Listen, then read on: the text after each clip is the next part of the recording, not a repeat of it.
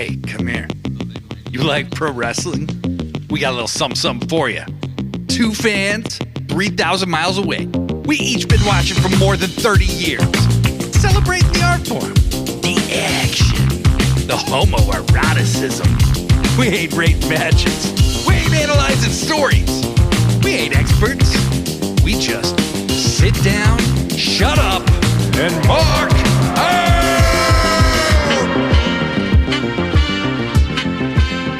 Welcome, everybody, to another edition of Sit Down, Shut Up, Mark Out. I'm Blade Daily, joined as always by my co-host, my ace, my Joshi G, the greatest Canadian pro wrestling podcaster in the history of pro wrestling podcasts, and the best there is, the best there was, the best there ever will be. Joshi, hello. Hey, come stai? I don't speak Italian. I asked how you're doing. Oh, well, doing pretty good. Had to shave a bunch more facial hair off my face than I planned on because I nicked it so bad that couldn't be corrected. So I have new interesting facial hair that no one can see on this podcast. You salvaged it, though. I salvaged it. Yeah, I've got kind of the Three Musketeers style going on right now. Yeah, it's a good look. Yeah, well, thank you. But other than that, I was sick this week. Tummy sick, which was, I don't think we need to get in the details of that. Yeah, let's not. Are you sure? Oh, actually, hold on. Maybe we should. Maybe we should get into the minute details of my tummy issues. I had tummy issues as well this week and issues sleeping. It was a very rumbly tummy kind of week, folks. Yeah. And tummy rumbles. Yeah. And it just dragged on and on and on. Yeah. Can't this fucking week go get fucked? Just get over yourself, week.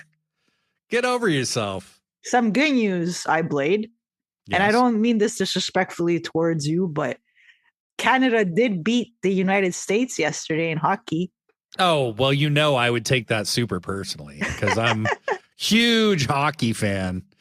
Now, I will say I like going to hockey games. I don't like watching it on TV, but I like being there. Does that make sense? It does make sense. I'm sure that's how I'd feel about baseball. Hey, you back the fuck off baseball, okay? Baseball I don't. It's great on TV. It's great in person. It's great everywhere, okay? To each their own, okay? But the point is, Canada didn't win last night, and we are allowed to celebrate for as long as we'd like.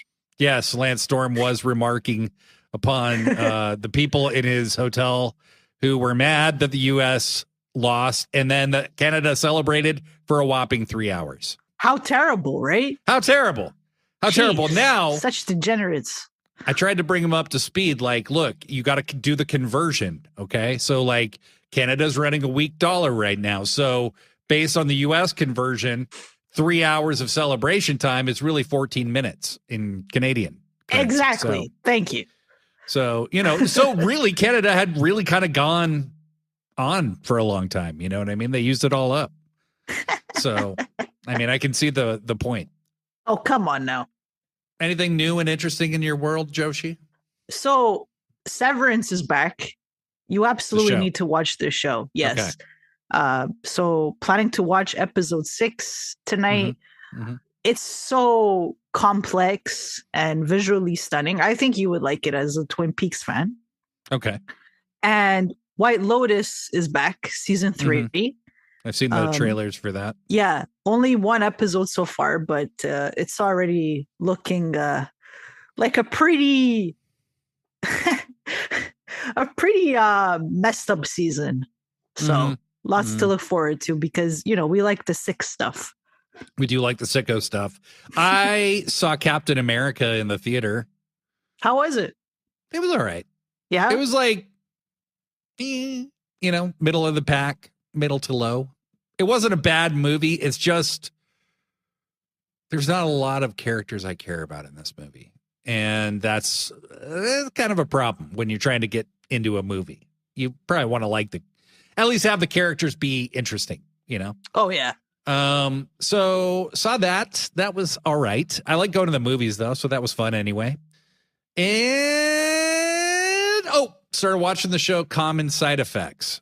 Oh, I heard of that. It's an animated thing about a guy who discovers like a mushroom that can cure death. It can cure anything. Wow. And how the government is like hunting him down. It's on Adult Swim. It premieres so it comes out on Sundays on Adult Swim, and then the next day it's on Max. And that's where I watched the first episode, and it's pretty cool. I think I'm gonna stick with it. I think there are like 4 or 5 episodes in. So I was thinking about checking that one out actually. Another something else that I watched. I watched the Oscar-nominated movie Anora. It's actually really good. I enjoyed it. Yeah. It's I feel like if I talk about it, I'll give away too much though. But it was just really neat to to see a sex workers day to day. They did an amazing job, and the actress was really good. What's her name? Mickey or Mikey Madison, I believe. I don't know. And yeah, she was actually in Once Upon a Time in Hollywood. Oh, okay. She was the one that Leonardo DiCaprio uses the flaming torch on. Oh shit! I don't even remember anymore. You haven't watched it. Crap. Okay, maybe that's. I haven't. I know I saw it, but I mean it was years ago. I just don't remember that specific. Oh, okay. Okay. So, she was in that movie, and then she was in, I believe it was Scream 4. Oh, didn't see it. You didn't see that one. So I can tell you how many Scream movies I've seen. I've seen the first one. That's it. That one, yeah. Well, that's the best one for sure. It's the best one. It almost always is, right? It's just crazy because she's really young. I believe she's 25 and already nominated for Best Actress in a Leading Role. That's a big deal. 25 years old, right? Yeah. So we'll see. I'm thinking either Demi Moore or Mikey Madison will win Best Leading Actress. I did watch The Substance a while back, and Demi Moore was absolutely fantastic. Yeah. Although I can't say I've watched any of the other Oscar-nominated films yet, so who knows? After the year where Crash won Best Film. Oh, gosh. Yeah. I just realized, like, what are we doing here? Like, awards mean nothing. Because Crash is a steaming pile of dog shit, if you ever see that movie. I have watched it, yes. It's a very bad movie. And it's got a very confusing moral message to it. And they basically just didn't want to give it to Brokeback Mountain that year because it was very controversial at the time. Oh, Heath Ledger. They gave it to Crash. And that movie sucks. So, with all that said, Joshi, should we talk about something that doesn't suck? Okay, let's do it. I'm ready. Let's talk about something that doesn't suck. That's a new idea. I just wanted to say that, I'm not a huge fan of the Academy Awards or anything like that. Why are you going on about why we should all only watch Academy Award nominated movies? I didn't say that. You were like, oh, I watched Academy Award nominated film. No, I didn't even know that The Substance was going to be nominated. It's a freaking body horror. It's probably the most disgusting film to have ever been nominated for an Oscar. It's that nasty. I'm actually shocked that it's been nominated. And as for Anora, I'm just really happy for the actress because she's so good at a young age. I just noticed that you happened nominated. You started with like Academy Award nominated movie Anora, and that to me felt very pretentious. Okay. Wow, pretentious. I just stated a fact. That's we're gonna listen to. You know what? Get somebody cue the music. You cretino. You're a cretino. What?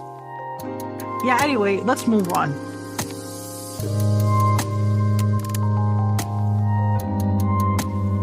All right, we're back, and I don't know what you just called me. Look it up. I'm not telling you. It sounds hurtful. I don't even know how to spell it. You called me pretentious. I did. Okay. So you better look up that word. Catino? Cretino. Cretino? Yes. Is that Italian? Yes. Okay. How do you spell it? CRE. Tino. Cretino. What? It's an Italian. Yeah. Cretin or moron? What? Joshi. Okay. Do you hear that? That's the sound of my feelings being hurt. All right. Good Lord. You know, pretentious Cretin though. or moron? Hey. Cretino. Mi scusi. So you guys, Joshi G speaks 3 languages fluently. Indeed. Yes. French. Oui. Italian. Si. And English. Yes. And sometimes when we're talking on the phone, she will just randomly start talking in French because she's bumped into somebody in her native Montreal. Yeah. And they start engaging in French, and Blade Daily gets very confused and scared and hides. I'm not talking Even about though you. We're only on the phone. I still hide because that's just my natural move to the hoop. All right. So, Joshi. Ready? Okay, let's do this. We're talking about AEW in Australia. Australia, oi. mate. In Australia, mate. Where the kangaroos in you. I can't do the accent very well. Oh, boy. Yeah, we're getting the hate mail from the Australians already. Yeah. Sorry, Aussie friends. Yeah. Oi. Okay, yeah. Oi, I have to oi. stop. Yes. Okay, all right, enough. Stop. Yeah. We're both fine. So, should we let's talk about the controversy first. The controversy. Should it have? It was supposed to be a pay-per-view. Yes. What was that an impression of? Was that American? Actually, I don't know. I think was that kind of like halfway between American and Australian? Yeah. This is a great episode so far, by the way, just so you know. We're just testing out different accents. Yeah. Yeah. Because Very accents good. are cool. Accents are cool. So there was this controversy that it was supposed to be a pay-per-view, even though that was never said. And Grand Slam has never been a pay-per-view before. Yes, Grand Slam has never been a pay-per-view. Complaints about how the show was supposed to take place at a stadium, and then they had to move to a smaller venue. Not like this has ever happened in the history of professional wrestling before. WrestleMania 7. Yeah, like Australia clearly has the hottest wrestling market. Absolutely. Well, in Melbourne would have been a hotter place. Brisbane, not as hot. I just wanted to say Melbourne because I was corrected for saying Melbourne. And I just wanted to show that I had learned the lesson to the person who corrected me. Yeah. Ting. There you go. I'm smiling. There's a ting coming off my teeth. Melbourne. But yes, so there were these different controversies. Some Australian fans were upset that they didn't announce a lot of the matches in advance. Didn't necessarily feel like the lineup was pay-per-view quality level. So there were all these different kind of concerns and complaints. And then Grand Slam happened. And then it happened. Guess what happened, iBlade?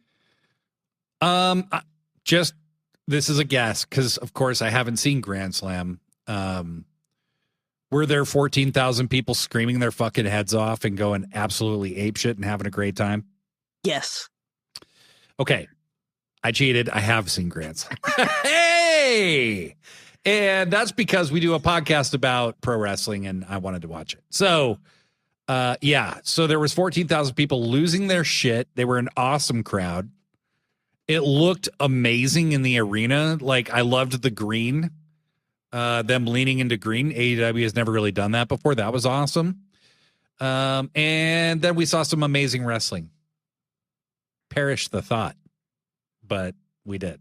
I'm sorry, I played, but I'm just laughing at this comment of yours showing a group of wrestlers at the zoo.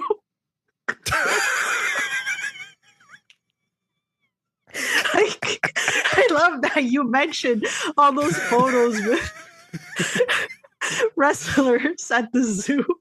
Because this was obviously a really big part of why Grand Slam was successful. Yes, it was. It was a huge reason why. So, in addition to the awesome crowd and the awesome arena full of people and the awesome wrestling, the AEW social media team hit it out of the park because they showed this awesome stuff on Instagram and YouTube of the AEW, like this group of AEW wrestlers at the zoo holding animals and Kenny Omega cuddling with a koala.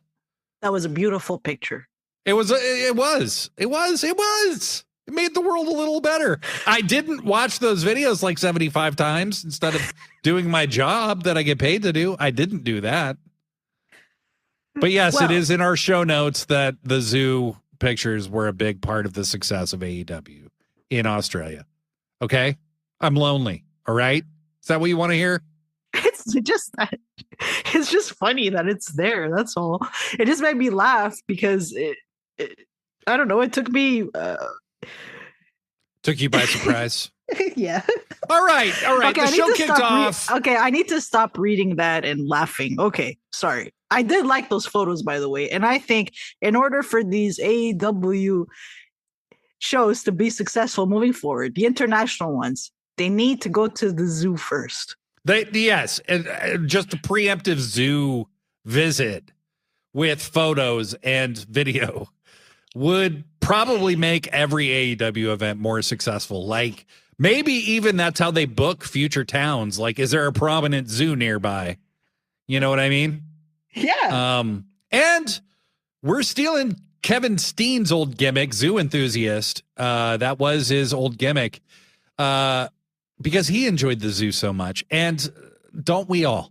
Don't we all? No, we don't. Because animals in captivity have to be treated correctly for a zoo to feel ethical. Okay. That said, there was a tag match that started off the night. Now, it's important to note the NBA All-Star Game ended right before this event. And we were all complaining about having to wait for the slam dunk contest to be over. However, okay. That was so freaking annoying. It was annoying. We are a fucking mess today, okay? But the people were posting on Blue Sky and Threads, I saw, that said, hey, I hadn't watched wrestling in a long time. This came on right after the All-Star Game was over. I hadn't watched wrestling in 10 or 20 years. And this shit brought me in. I saw more than one post about that. Because what did they lead off with, Joshi? It was what Dave Meltzer rated a 5-star match. It was Kenny Omega and William Ospreay versus Kyle Fletcher and Konosuke, the slick motherfucker Takeshita. And they had a really good tag match. Really good? No, it wasn't really good. It was a 5-star match. It was great. It was amazing. They had a really great match. Yes. It was everything you would expect. You put these 4 guys in a match together, and it's gonna be great. We were both a little unsure who would win this one because Fletcher is from Australia, and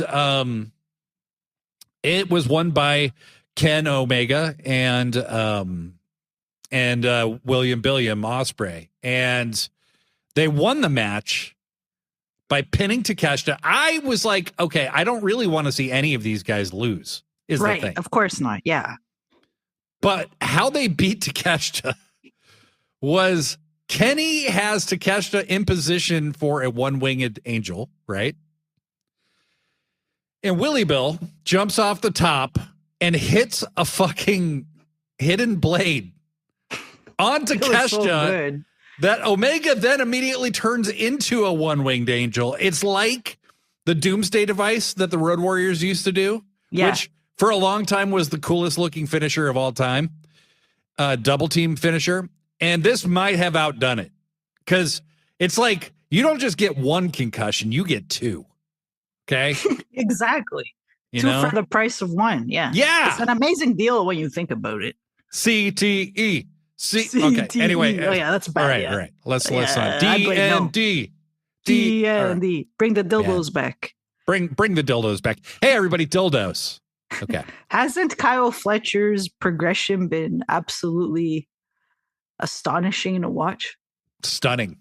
Man. Amazing. Yeah. This dude was like, I don't even think he was the TV champ yet at this time last year. No. But like, no, I don't think so. He was just kind of on ROH sometimes and on Dynamite sometimes, and he usually lost. Yeah. He'd look good, but he'd lose. And now he's like, this dude's going to be a world champion like soonish. Like, absolutely. Next couple of years at the very longest. He has all the tools required for that. He does. Yeah. And maybe even a few that aren't required for it. You know what I mean? Have you ever thought about that? Like, he's just got extra tools. I have thought about that. Well, yeah, extra tools laying around. Tools that don't exist yet. Yeah, exactly. He's got tools we don't even know we need. Yeah. That's how prepared this man is. One of the next matches that we have to talk about is Mercedes Moné versus Harley Cameron. Mm-hmm. Now, that was just a lot of fun. And not that it was bad. It was a good match. Mm-hmm. Harley Cameron still has some work to do, but that's okay. Yeah. She did a great job. Mercedes Moné continues to prove why she is one of the best ever. Why she was worth every penny. I definitely think Mercedes carried Harley quite a bit. Yep. But I just love the silliness of the match and that the fans were so into Harley. It was a really great moment for her. Mm-hmm. And although she lost, she didn't look bad. She didn't look bad at all. Like, I would just say she's wrestling in front of 14,000 people. She's had like less than 50 total matches in her life. Yeah. She's wrestling in front of 14,000 people against an absolute ring general who, yeah, of course she carried her, but duh, right? Like, I thought Harley looked good for the most part in the ring. You know, there were a few times where, like, I don't know, maybe she was trying something new and it didn't quite seem as fluid as you would want it to. But by and large, I thought she looked great. I thought the elements with Mini Muppet Monet were very entertaining. What did you think of that? Because she didn't really actually help her win. Well, I didn't think it was very nice of Mercedes to step on her and throw her out of the ring. Yeah. She clearly upset Muppet Monet a lot. Have you heard from Muppet Monet since the show? I have. Oh, okay. All right. And she's very sad that Harley Cameron didn't win. Mm-hmm. But she is happy that she got some revenge on Mercedes Moné. Mm-hmm. You know, because she did get to hit Mercedes in that She got match. hit. She got a good shot in on her. Yeah. I did tell you that Muppet Moné was going to be a very successful wrestler. It's true. Oh, and she saw her first in-ring action. Yeah. And imagine that, your first match being in front of 14,000 people. You're a puppet. Okay. Yeah. You're made of felt and you're wrestling one of the greatest wrestlers alive. Honestly, at this point, she's more impressive than Kermit the Frog. I mean, you've got a hell of a point there. You've got. Okay, we got to stop. We got to stop this right now. All right. Wait, what are you talking about? Stop what? Weren't we talking about Harley Mercedes? What's up? Yeah, you did the thing. You just you left. I have no idea what you're talking about. I was just talking about anyway. The match. So there was another great match. Yeah. From this whole thing was Toni Storm and Mariah May. Yes, the main event. The main event. Fantastic main event. Now, here's the thing. I don't really care about star ratings generally. Okay. I just noticed there was a weird discrepancy in Dave Meltzer's star ratings for this particular show. Okay. The only match that got less than 4 stars was Mercedes and Harley. Fine. Whatever. Right. This match got 4.5. And the tag match at the beginning got 5. Why? Because I will say this is I thought this was a 5-star match, honestly, or damn close to it. I mean, I don't know that the tag match was actually better than this match because the drama and the work and the crowd, it was all there, right? Yeah. Like, this was the most like pre-Timeless we've ever seen Toni Storm as Timeless Toni Storm, where she's just an ass kicker. They took some hellacious bumps. Oh yeah, the so Mayday many German on suplexes. Yeah. Well, the Mayday onto the floor was brutal. That was fucking brutal. That looked bad. And then Toni 6 fucking Germans on Mariah, who sold them like a fucking champ. Yeah. And Toni, quite honestly, did Suplex City better than the guy who usually does Suplex City. So fantastic match, fantastic finish. Toni Storm with the small package takes her title back in front of her hometown crowd. Joshi. I just want to tell you why I think Dave Meltzer doesn't give women's matches 5 stars. Mm-hmm. Okay. So the last women's match that he gave 5 stars to was Sherry versus Utami. That was back in 2022, I believe. And I think it was either 5 stars or 5.25, something like that. Mm-hmm. I've noticed with Dave, because he's such a fan of All Japan women's wrestling, you know, he loves Manami Toyota and Kyoki Inoue and all that. For some reason, it seems like he thinks if you don't wrestle as a woman, that kind of style, and you don't give that kind of match, it's not worth 5 stars. That's how I feel about it, because I've noticed a pattern. Like he did not give any women's matches 5 stars ever since I think the 90s, when All Japan women's wrestling was really huge. So, and as I said, and then there was that one-off Sherry versus Utami. So I don't know what his expectations are exactly, because yes, all those women from All Japan Women's Wrestling were excellent. Don't get me wrong. And I've watched those matches. They're fantastic. Freaking incredible. But I don't think it's fair to continue to compare the woman from today to the Joshis from back then, you know? I just look at it like, look at this match for what it is today, what it means today. This was the main event of the show. They delivered massively. Mariah May looked incredible in the ring. Toni was incredible in the ring. They were brutal. They beat the shit out of each other. They both were kind of like they got that WrestleMania main event treatment where they both kicked out of multiple finishers. But it felt earned. All of it felt earned. It felt like it all made sense with the story they were telling. I just don't know what else you could ask for.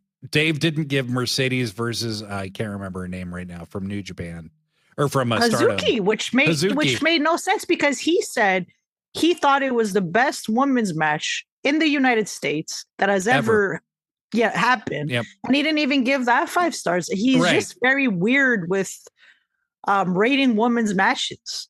Wrestling has come a long ways, but there's still so much to go. And I think this match deserved 5 stars. I absolutely believed it did. It's one of my favorite matches of the year so far. And because it reinforced the story beats and it felt like such a huge emotional payoff when Toni won, and to see the show close with her as the first 4-time women's world champion in AEW history, it was just amazing.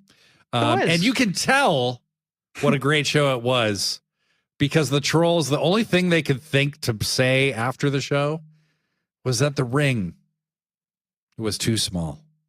Oh gosh, that stupid argument. Instead of a 20 by 20 standard AEW sized ring, they used an 18 by 18.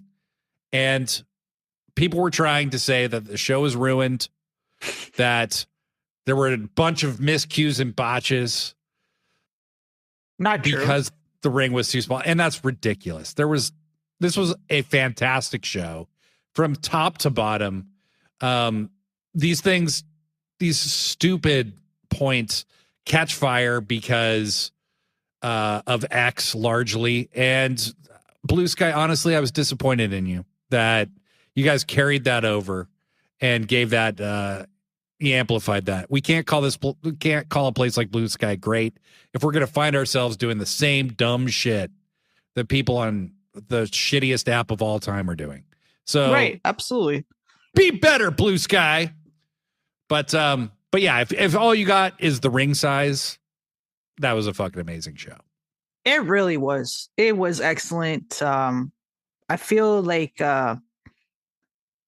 it was highly praised unanimously. It really was. AEW planted their flag in the ground in Australia, and yes, I think they hit a grand slam. Hey! Good one. Hey! Hey! Music, please. Music.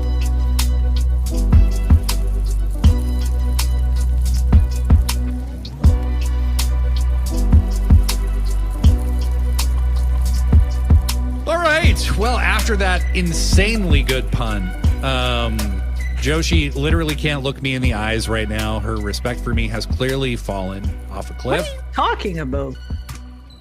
You clearly lost respect for me after that Grand Slam pun. And no, I didn't. I said that was good. Yeah, but you kind of rolled your eyes when you said it. What? Yeah, you kind of. Anyway, okay. MJF and Hangman. And I'm the one that needs therapy. Okay. Look, I'm in therapy. All right. So anyway, MJF and Hangman Page kicked off this show, Dynamite, the show Dynamite, AEW Dynamite that happens every Wednesday. They kicked that off. Okay. They were in Phoenix, Arizona. And that crowd was lit. Okay. Yeah. Lit AF, as the kids who have kids now. That's what they used to say. That's what happened. The crowd was lit AF, and MJF and Hangman are out there. Fantastic promo segment from these two. Joshi, you said this to me. You're not really like a big proponent of the 20-minute in-ring promo. No, not usually. No. Not usually me either. Okay. And then this promo happened. It was 20 minutes. What a battle. This was awesome.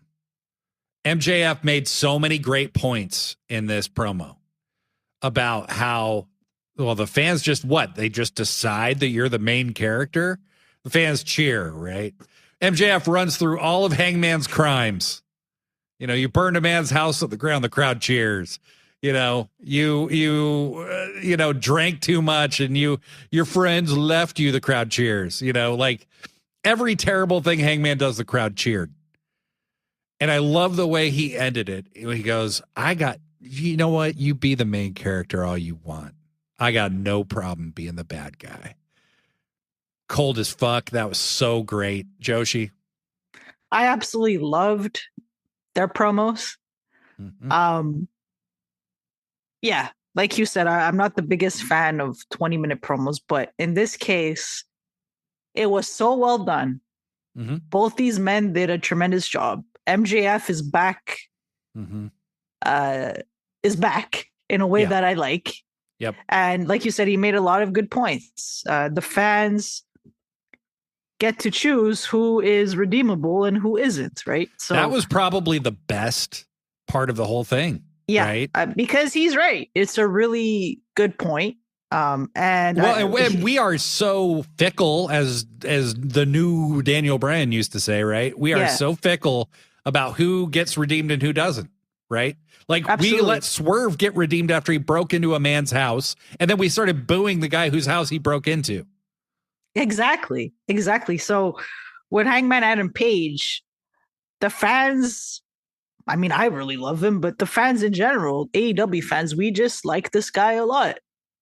And he's the heart and soul of AEW. He's the heart and soul of AEW. And yes, he has done terrible things, but Swerve has as well. And we're cheering for Swerve. They're very similar characters when you think about it, because They aren't your stereotypical baby faces where you're trying to convince the audience that you're a hero and how good you are and whatnot. They know that they've done bad things. They're honest about these bad things, and they don't even say that they're good people. Mm-hmm. So it's just that I feel when it comes to the AEW audience, we like these multi-layered characters a lot. Yes. They appeal to us more than, let's say, a Hulk Hogan or a John Cena. And yeah, just hearing the fans cheer and say yeah to every bad thing that Hangman Adam Page has done was hilarious. I couldn't stop laughing because AEW fans, we truly are sick. We are sick bastards. We are. But I love this. I'm so happy that they dropped the whole MJF Jeff Jarrett thing. He shouldn't be in those kind of feuds. Like, him and Hangman were meant to be in a feud together. So I loved it, man. I loved it. 20 minutes passed by so quickly. Well, and it was like the other thing was like they called each other out for their own weaknesses. So it's like self-aware characters. You know what I mean? So like you brought up a great point, Joshi, which is from the time that Swerve interrupted Hangman's promo a year and a half ago to now, Swerve was a heel on that night and Hangman was a babyface, right? From that time to now, Swerve has become the babyface. Hangman became a heel, and now they are both very edgy babyfaces. And so cool. Their story has led them into becoming the exact same thing almost, which that is fucking masterful storytelling. And you can heat this shit right back up anytime you want. Yeah, okay? I love it. I love it. I love it. So the other thing was Hangman said, look, you know, you are great. You are all of those things you say you are, Max, but you lie and you cheat. And I can't tell you why these people support me, especially in light of everything he's done, right? Yeah. But one thing I do know is I've never lied to these people. I've maybe told 100 lies over the last 5 years, but not to them. I'm real. Ugh! Good shit, pal. Yeah. Good shit. Like, you could, like, AEW doesn't ever have to be as big as WWE, okay? Because everybody tries to make everything a WWE versus AEW thing. They don't ever have to be as big, and they probably never will be because they do shit like this, that you really have to be paying attention to fully comprehend the greatness of it, but goddamn, it was good. You know what else is good, Joshi? The Ops. I really like the Ops. Me too. Just ton of fun. There's a real legit trios division, and it's starting to come together. And I'm stoked. I love their new entrance music. I love Samoa Joe's vibe is just, this dude's having a really good time. Right. That's what I was thinking as well. He looks so happy in AEW. He's smiling a lot in the ring. Yeah. I'm so happy for him. This guy just worked. He's one of the greatest ever. Like, oh, yeah. I honestly am like, Samoa Joe is one of my favorite ever wrestlers. And it's because he can effortlessly be a heel or a babyface. And he could turn it on like that. Like, it's just, he's so good. And when Joe is a heel, we still chant for Joe.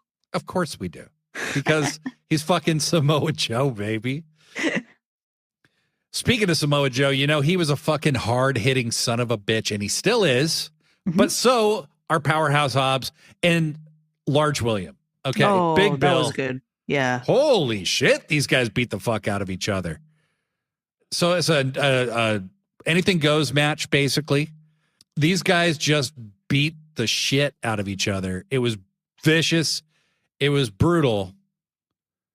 And Will Hobbs stands tall at the end, pushes Big Bill off like what was it? Like a stack of something they were standing on top of. Yeah. I can't remember what was it? It might have been the steps, the ring steps. Maybe the or something. steps, yeah. Yeah. And Hobbs was trying to, like, he put his hand on his belt like, hey, you got to jump for this choke slam thing. And Big Bill's like, nope, I'm not jumping at all. Just falls straight back through a table, a barbed wire table, gets caught in the barbed wire and can't answer a 10 count. Hobbs gets the win, but push both of these guys to the goddamn moon. Fuck. This is good shit. This is good meat action. Fuck yeah. They're both so charismatic and fun to watch, and the fans like them. I'm really glad that they're both being featured regularly. They both deserve it. They do. They do. And it feels like, since Hobbs has come back, Tony had it in his mind that Hobbs is going to be a featured player in AEW. And I think, me expecting Hobbs to fade into the background kind of tells me that was a problem before. Not just for him. It was for a lot of people. Like, I'm worried about that with Bandito. I'm worried about that with other people.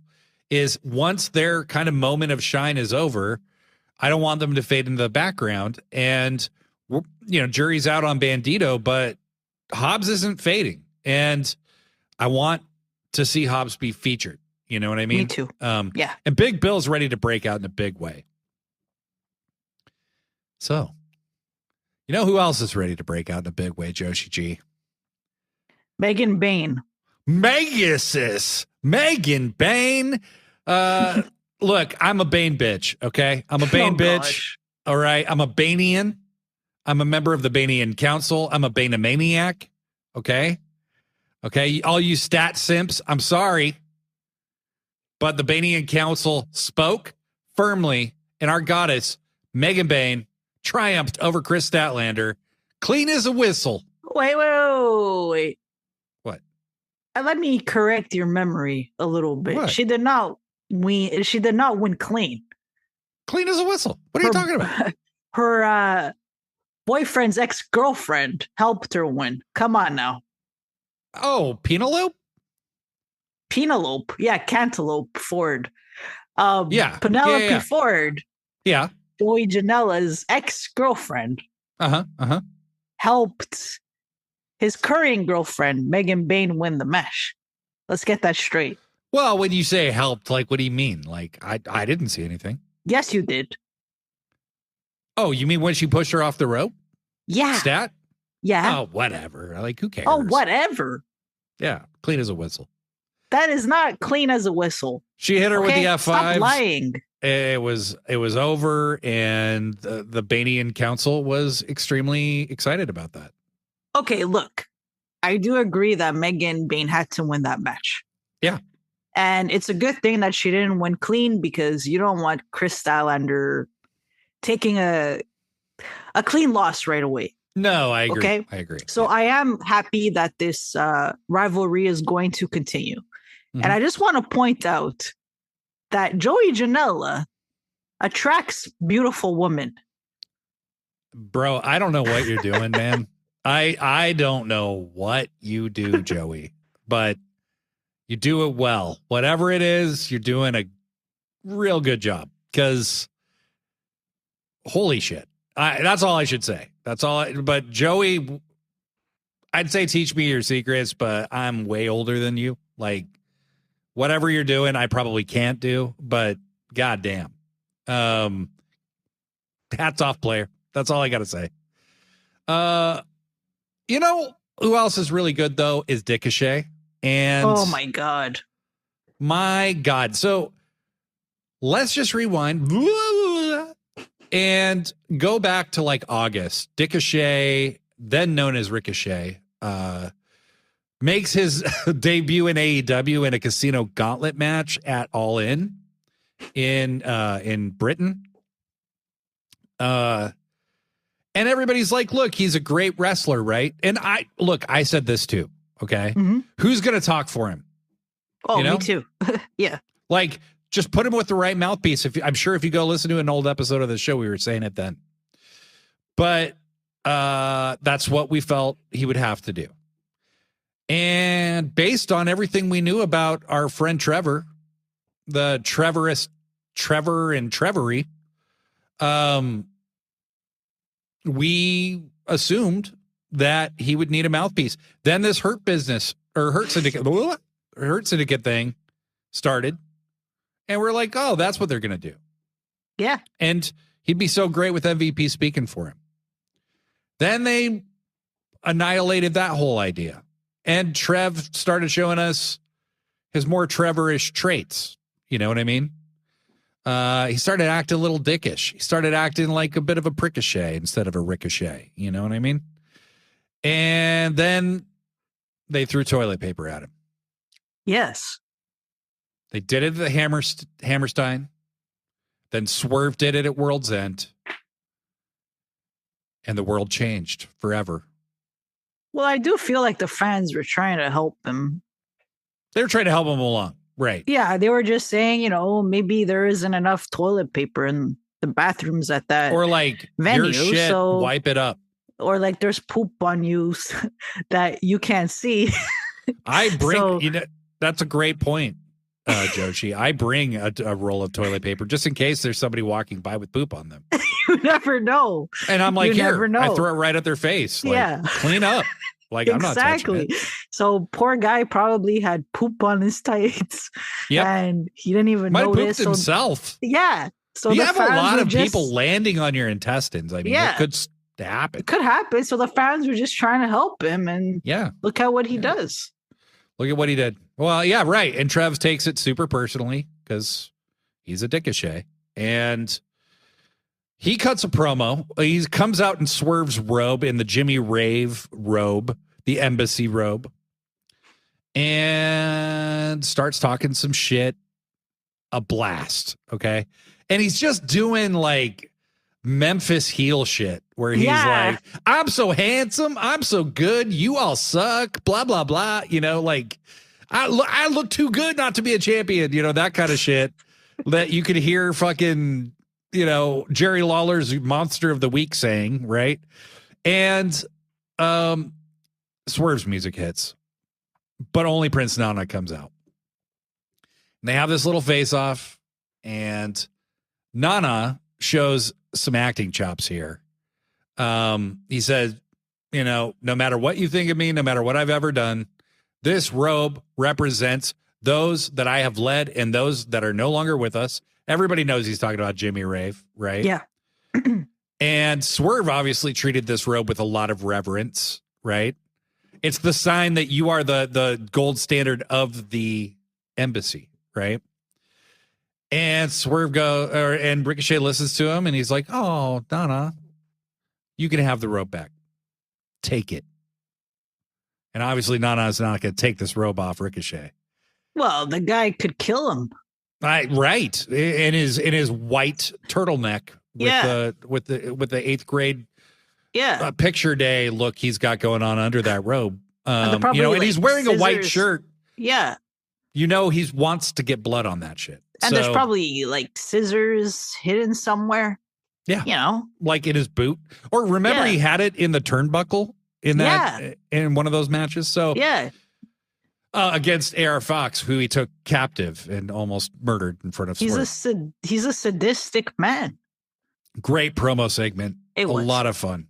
And Nana did an excellent job. We're so used to seeing him dance and act goofy, but he was very serious in this promo. And I would like to hear more from Nana. I mean, I love the comedic stuff, but hey, he could pull off the serious stuff too. He is so great. I mean, Prince Nana and Swerve, what a match made in heaven. And they were the missing piece each other needed. And that was all they needed to get the act over. And it has been nothing but fire since then. Main event.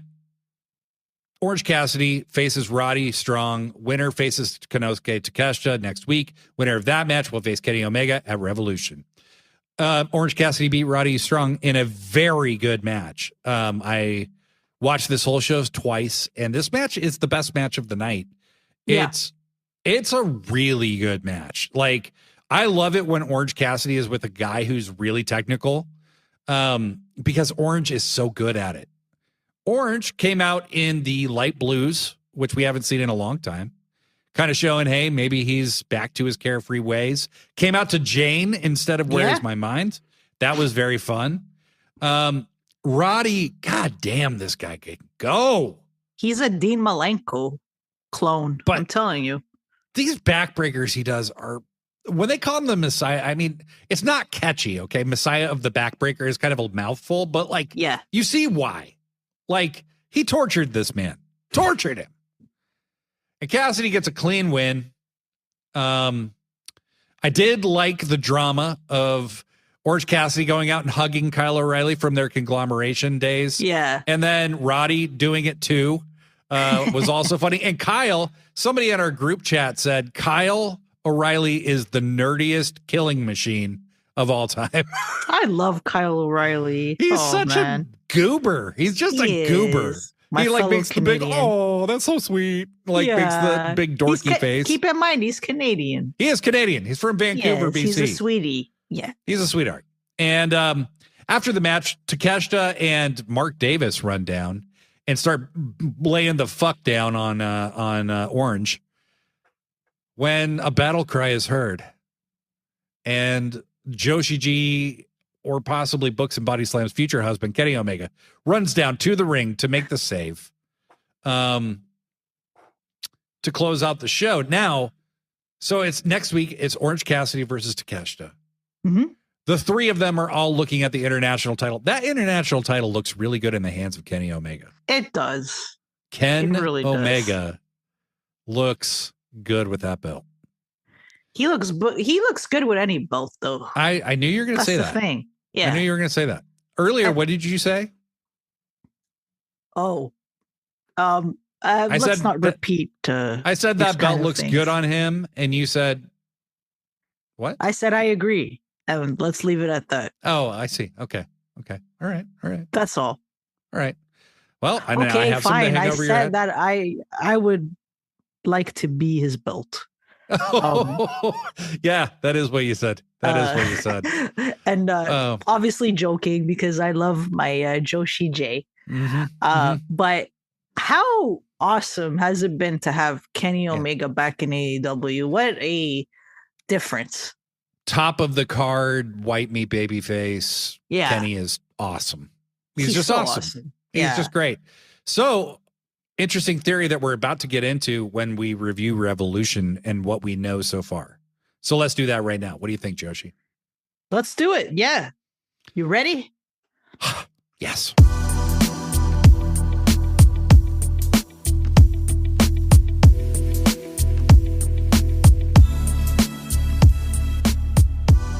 All right. So here are the matches that have been confirmed for Revolution so far. Mm-hmm. We've got Adam Copeland versus Jon Moxley for the AEW World Title. That should be a good match. I think it's going to be a good match, and I think they did a good job progressing it this week. We don't have to recap the segment, but this is actually catching some fire, and I like it. Yeah, they've definitely done a better job with the Debt Riders lately. Mm-hmm. Then we've got Hangman Adam Page versus MJF, which I'm looking forward to a lot. It's going to be really, really good. Yeah, that might be match of the night. You never know. We'll see. It has all the potential to be the match of the night, but there is some good ass shit on this card. Yeah. We then have Kenny Omega versus Konosuke Takeshita if he wins on Dynamite next week, which I think he will. However, you make a good point, iBlade. Mm-hmm. In the notes. Will this become a triple threat match with Orange Cassidy? I can see it happening. And I think if it, if next week, the match between Orange and Takeshita kind of ends inconclusively somehow, I could see Orange being added to the match. But then I feel like Orange becomes the pin eater. And true. And then you don't get a real settlement to the Takeshita stuff. Now, look, I don't really want Takeshita losing, but if he loses to Kenny, I'm okay with it. Okay? Yeah. Because Kenny, they've been doing that thing. He beat Kenny twice in 6 days, yada, yada, for over a year now. That's true. And I think it's time for Kenny to get his revenge. I would prefer if they did this as a one-on-one. Yeah, but if you're going to do a triple threat, these three guys together, Orange Cassidy with Kenny Omega and Konosuke Takeshita, that's pretty dope. Yeah, and it could definitely be match of the night. You Absolutely. know how we know that Kenny Omega tends to break Dave Meltzer's rating scale quite regularly. And in a big match, Kenny, there's no better guy than Kenny. Exactly. Yeah. Then we have Mercedes Moné versus Momo Watanabe for the TBS title. It's confirmed. Which I'm looking forward to because their match last year on NJPW Strong was very, very good. Very good. Momo is awesome. She is. And she is. I would love to see Hate featured on AEW TV. I mean, oh it would my be God, pretty dope. Yes. I want to see Tekla, please. Fuck yeah. We love Tekla here. Do you know that she is with Clark Connors? What? Really? Tekla is. They're dating? I think so. Oh, I thought they were just friends. I don't know. I mean, maybe they are just friends. Hopefully they are. Hopefully I still have a chance. I mean, I played once. Clark Connors? Tekla, yeah. Come on. Clark Connors. Come on, Tekla. You could ruin my life. I mean, come on. You need to propose to her. Hurry. Okay. Maybe I should go on Instagram and just do that right now. I'm sure that'll increase my chances. Question though, this next match, has it been confirmed? Will Ospreay versus Kyle Fletcher in a steel cage? I can't recall. It hasn't been confirmed, but Ospreay made a very specific challenge at Grand Slam. Yeah. Okay. And so I feel like it has to happen. You know, you don't put that out there if it's not going to. So let's say most likely confirmed. Yes. This will be amazing because their first match was incredible. Their second match at World's End was also amazing. That was the match I was referring to. They were both amazing, but especially the one at World's End. So these two in a steel cage match, can't wait to see what they'll do. Yeah. Now the next two matches are not confirmed. We're just speculating. So Toni Storm, we imagine she'll wrestle at the pay-per-view. My guess is that she will wrestle Mariah May. I don't think the rivalry is over. I don't think the rivalry is over, but I think there's still. Do you do it again so soon? I think so. I just don't know. I think so because who else are they gonna have? Toni it's kind of hard wrestle to build anything between now and then. Yeah, I agree. I agree. There's only a couple of weeks left, right? Yeah, so either she doesn't wrestle there at all, or she wrestles. Or it's Mariah. Yeah, I think that's the only one that makes sense. The other match that could happen at Revolution, but it could also happen on Dynamite or Collision, we're not sure yet, is a tag match between Penelope Ford and Megan Bayne versus Thunder Rosa and Chris Statlander. Possibility. It seems like they're building to something with that. Which is great. Yeah. So I just don't know where they're going with that. But, what I would say is I think that we have to mention there was some kind of miscommunication on Dynamite at the end of Megan Bayne and Statlander. Thunder Rosa runs in with a chair and... typically the heels would bail out and run. Megan and Penelope do not bail out and run. And Thunder kind of looked like a dumbass because she's got a chair that she's threatening people who aren't scared of a chair with. It was very awkward. And it went on painfully for like a minute. For too long. Yeah, for too long. And they just needed to cut to something else to bail Thunder out because she looked like a glitched out video game character. Look, there was miscommunication there. It happens. It's wrestling. Hopefully next time they meet, they won't do something silly like that. That's all we can say. Like this, I don't know. Some of the things I'm reading online are so ridiculous. Like, Megan Bayne and Penelope Ford decided that they don't like. They went into business for themselves. So they went into. It's like, really, come on now. It was. I think it was just miscommunication. Simple as that. But that's Dynamite, and that's Revolution. We got a lot happening. AEW is smoking hot right now. This is the best creative stretch I've seen from the company in quite a while. I agree. And, this year, last year, this time felt similar, where it's like, holy shit, I can't wait to see what happens here. Let's see what they do this year. I think they're going to outdo last year. It feels that way to me. I agree with you. I think so too. But it's tribute time, Joshi G. And you know what we do during tribute time? We hit the music, we come back, and we give a tribute to an amazing black wrestler. Let's do it.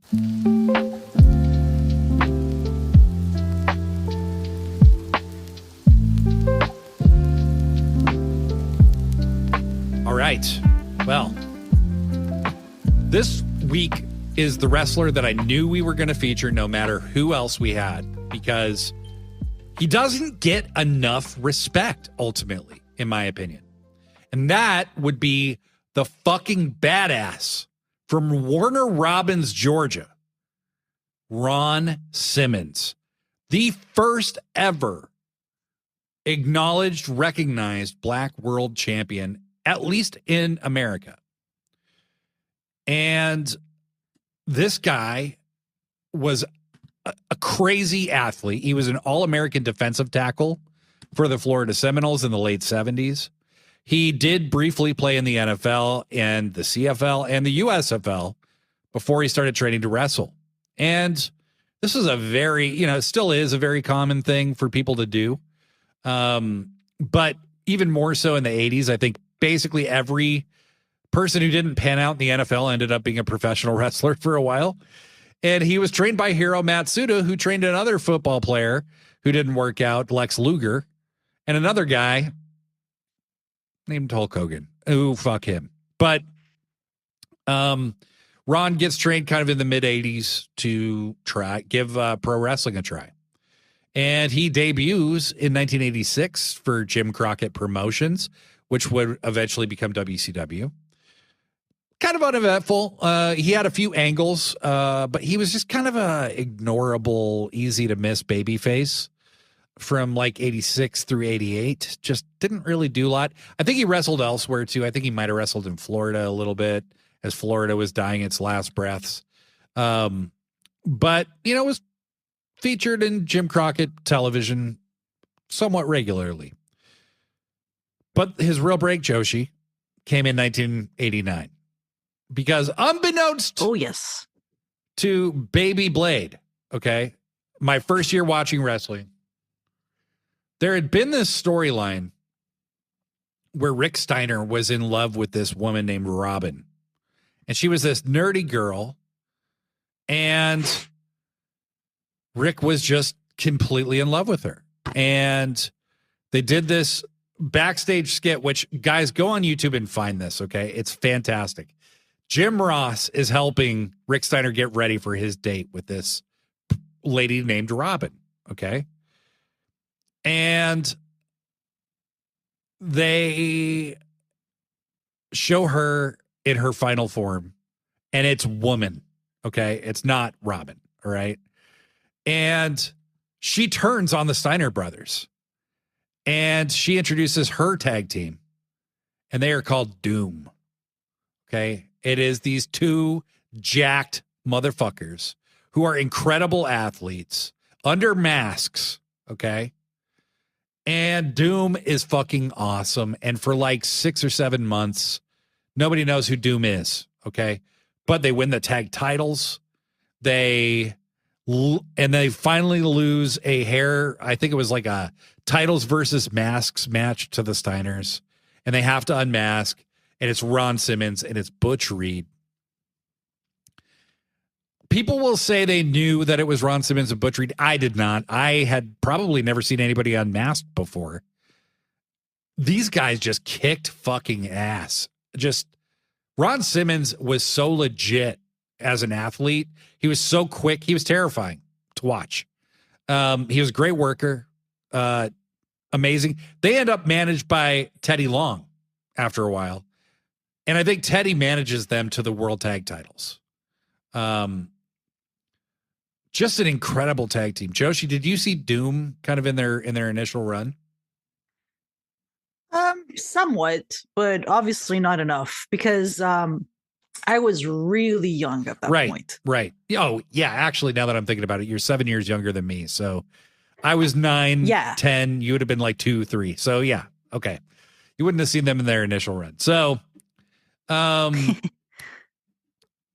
so they unmask, and eventually they have an awesome feud with the Steiners. That's their main opponent for the better part of a year. But they also have a feud with the Four Horsemen, and they wrestle Barry Windham and Arn Anderson at a Starrcade or a Halloween Havoc, maybe. Go watch it. It would have been 1990. And then in early 91, Doom's been losing a little bit, and Butch Reed and Teddy Long start blaming Ron Simmons for the losses, and they turn on him, and they have a brief feud, and Ron Simmons beats Butch Reed in a steel cage.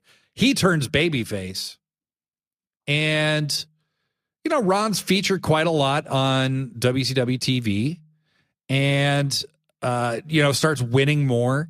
You know, he starts doing the football stance charge thing. And that's how he wins a lot of his matches. He wrestles Lex Luger at Halloween Havoc 1991, which I actually watched live with my brother and my great uncle. Oh, nice. And that was fun. I wasn't in person. I just watched it on pay-per-view live. And Ron lost to Lex at that time. But he's still kind of floating around. This guy named Vader had shown up in the previous year, okay? And then I didn't know it at the time, but he's still wrestling in Japan. He finally comes to the States full-time in 92 and starts a feud with Sting, who is the champ again, okay? He had beaten Lex Luger at Super Brawl 2. Lex, that was his last match before he went to WWE to become the Narcissist. And Sting is the world champ who wrestles Vader at Great American Bash 92. Vader beats Sting in a fucking fantastic match. Vader looks absolutely unstoppable at this time. Jake the Snake Roberts debuts in WCW around this time. And he does so at a house show in Baltimore. Okay? At a house show. He DDTs Sting. Sting is unable to compete in his scheduled match against Vader. And they do some kind of lottery thing. They draw a name out of a hat. I don't remember how they do it exactly. But it's determined that Ron Simmons will face Vader later that night. And in a very cool match with two guys with awesome chemistry with each other, Ron Simmons becomes the first guy in WCW to pin Vader. Then that makes him the first man to ever win the world title, the first ever black wrestler to win the world title and be acknowledged as the world champion. For all the shitty things that Bill Watts did when he ran WCW, this is one thing he did right. Ron Simmons power slams Vader in the most convincing way you could imagine and pins his ass. 1, 2, 3. Ron has what I would describe as a pretty decent title run. It's a little uneventful. WCW isn't real hot at this time. I know he wrestled the Barbarian for the world title at Halloween Havoc. And then he loses the world title to Vader again. He has an injury. He's written off TV, but actually he just disappears from WCW after he lost the world title. When did you really tap into Ron Simmons, Joshi?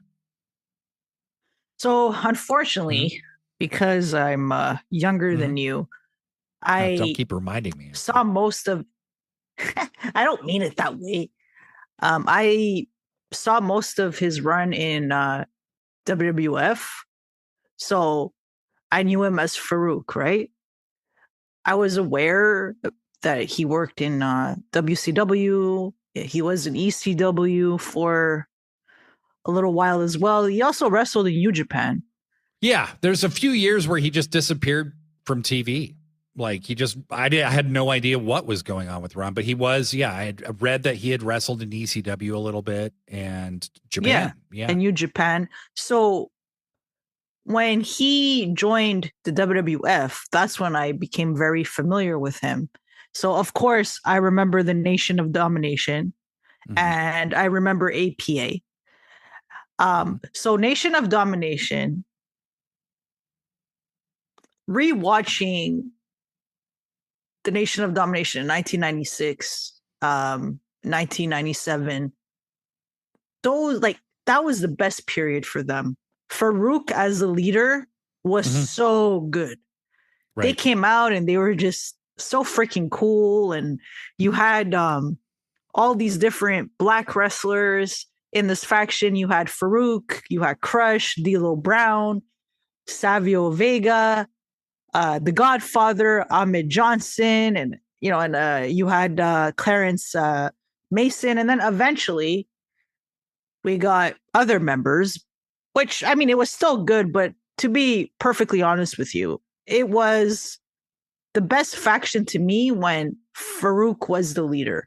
Yeah, well, it lost a lot of steam when The Rock became the leader later. Yes. I would also say, so let's backtrack just a bit because I have a special story about this. Sure. In 1996, Farouk debuts in WWF, right? I was at the Raw where he attacked Ahmed Johnson dressed as a gladiator. Okay, he had blue gladiator gear for some reason. And he was managed by Sonny for like 2 weeks. Oh, yeah, I remember that. Yeah. And he beat the shit out of Ahmed Johnson. We were like, is that Ron Simmons? Like, they call him a Farouk Assad is his name. They give him some gladiator gimmick. Doesn't last. He forms the Nation, right? Ron Simmons was a lot of things, but he had never, even when he was a heel in Doom, he didn't really do any talking. Like, Woman talked or Teddy Long talked. Giving him this kind of like black power, I don't trust this gimmick in the hands of Vince McMahon, really. Yeah. But Ron Simmons cuts these amazing promos as Farouk. Like, he just stepped right into it and did whatever was necessary. I really think if they had wanted to, in 96, 97, Farouk could have been a world champion. I agree. I think he was that over, and it would have pushed him to the next level. Eventually Ahmed Johnson joins the Nation. It kind of becomes a big mess. Like, why the fuck would Ahmed Johnson join the Nation? You know, there's a very profoundly funny story that Bruce Pritchard, who I despise, but who tells funny stories sometimes, tells about Ron Simmons getting injured by Ahmed on accident and coming back and immediately targeting Ahmed, beating his ass in the locker room, and then injuring him in their first match against each other. Oh, boy. With almost the same exact injury that Ahmed gave Farouk.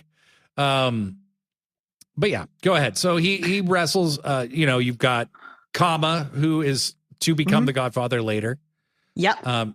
You've got D'Lo Brown. This is one of the first times you see an almost exclusively black faction.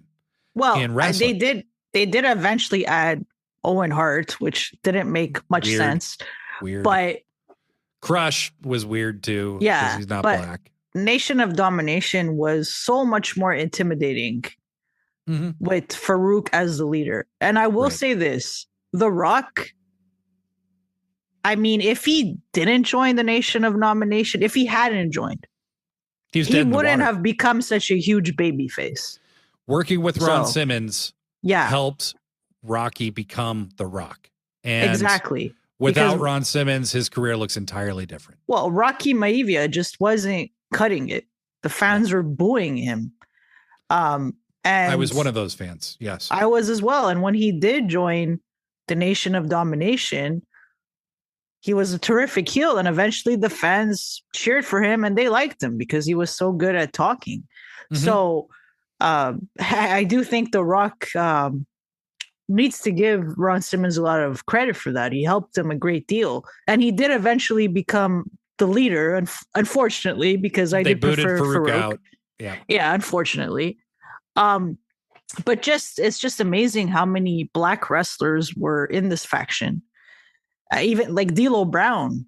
I've always been a huge fan of D'Lo Brown. Always. Yeah. D'Lo is one of those underrated parts of the Attitude Era where he was just a joy to watch. Mark Henry. That was the first time Mark Henry had anything to do that felt like like actually going somewhere, you know, like Mark sucked up to that point. Like, yeah, you know, they brought him as the, you know, the strong man, this big tough guy. And it was when he joined the Nation that he really felt like he mattered at all. And so Farouk really, that character and Ron's portrayal of him really was a high watermark of his career. And if he hadn't been the first ever Black world champion in the United States, that would be his shining moment, right? Mm-hmm. But being the first Black world champion is the biggest accomplishment of his career by far. But not to be undone. His work as Farouk was incredible.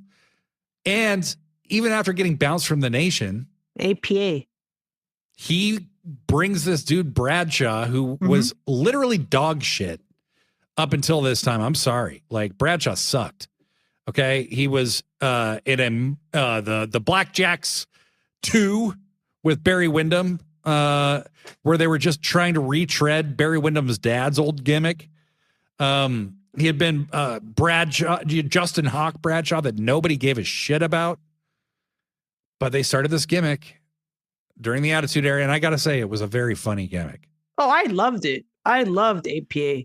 Yeah. So they had joined the Ministry of Darkness as a cult, and it was weird. And it was like, Ron Simmons is in the Ministry of Darkness? Are you? And they very quickly just kind of disappear from it.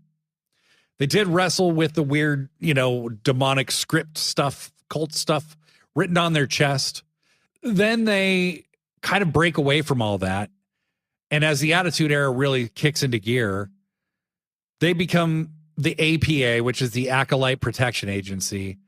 They do wrestle tag matches. They even win the tag titles a few times. But really, their skits are what they're actually known for, is they're drinking backstage, playing poker with cigars, and they have a door that you have to walk through. They don't acknowledge you until you walk through this door. That oftentimes is just a door frame that is just set up outside in the locker room. Like, you have to come into their office to talk to them. And at first, they kind of help whoever, you know, good guys, bad guys, whoever pays them. But eventually they're just too funny and too entertaining. And that's where Ron Simmons becomes known as the guy who says, damn! Yeah, I enjoy that, though. He's so much more than damn. Yeah. Go watch the old Farouk Assad promos from the Nation of Domination, because they're damn good. They're damn good. But Ron Simmons is a legendary figure in pro wrestling. Far more than just a great Black wrestler. He was a great professional wrestler that transcends race, but he is so important as a Black wrestler at the same time. And I just highly recommend go back, watch Doom stuff. It's on Peacock. Go watch it. Go watch his singles run in WCW. Watch him win the world title on YouTube or something. The pop is insane. Ron's jubilation is just 33 years later, even watching it is just insane. Definitely go watch it. Yeah, you summed it up really well. Lots of love for Ron Simmons. Always been a big fan of his. And I do think he's very underrated. That's for sure. So it's been really nice to talk about all his accomplishments and what he's done for professional wrestling and for Black wrestlers in particular. And to close out our Black History Month focus next week, we have somebody very, very underrated and amazing who's finally getting their due. But you might say kind of a fallen goddess almost of the wrestling business that we will be talking about next week. But that is it for us today. And Joshi, we got to remind the viewers to leave us a 5-star review on your platform of choice. Wherever you can leave reviews, make sure you give us a 5-star review. If you write something kind about us, we wouldn't object to that either. But give us the 5 stars. It really does boost us in the algorithm, helps us out. Go to sickosclub.com. You can find our merch there, but the Sickos Club merch in general. And tell people about Sickos Club. Tell people about Sit Down, Shut Up, Mark Out. We love you guys. Thank you so much. Until next time, I'm Blade Daly. I'm Joshi G. pro wrestling forever.